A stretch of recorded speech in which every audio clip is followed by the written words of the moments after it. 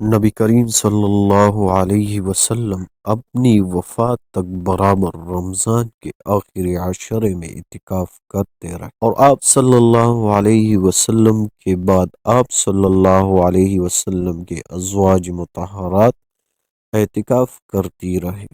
نبی کریم صلی اللہ علیہ وسلم رمضان کے دوسرے عشرے میں اعتکاف کیا کرتے تھے۔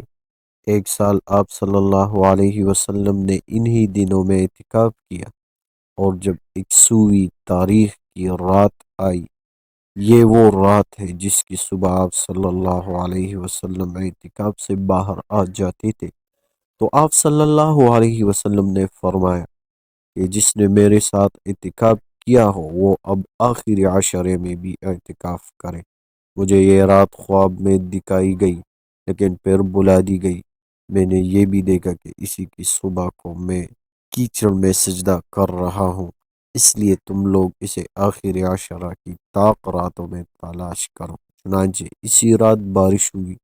مسجد کی چھت چونکہ کھجور کی شاخ سے بنی تھی، اس لیے ٹپکنے لگی، اور خود میں نے اپنی آنکھوں سے دیکھا کہ 100ویں کی صبح کو رسول اللہ صلی اللہ علیہ وسلم کی پیشانی مبارک پر کیچڑ لگی ہوئی تھی۔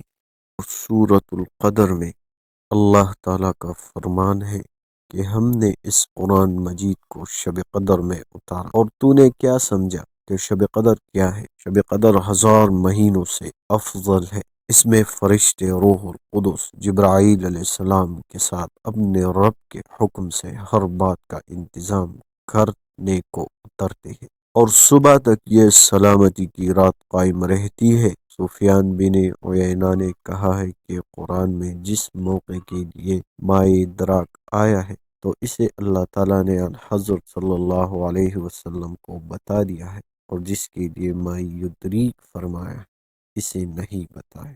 نبی کریم صلی اللہ علیہ وسلم نے فرمایا، جو شخص رمضان کے روزے ایمان اور احتساب یعنی حصول اجر و ثواب کی نیت کے ساتھ رکھے، اس کے پچھلے تمام گناہ معاف کر دیے جاتے ہیں، اور جو لیلۃ القدر میں ایمان و احتساب کے ساتھ نماز میں کھڑا رہے، اس کی بھی پچھلے تمام گناہ معاف کر دیے جاتے ہیں۔ سفیان کے ساتھ سلیمان بن کثیر نے بھی اس حدیث کو زہری سے روایت کیا ہے۔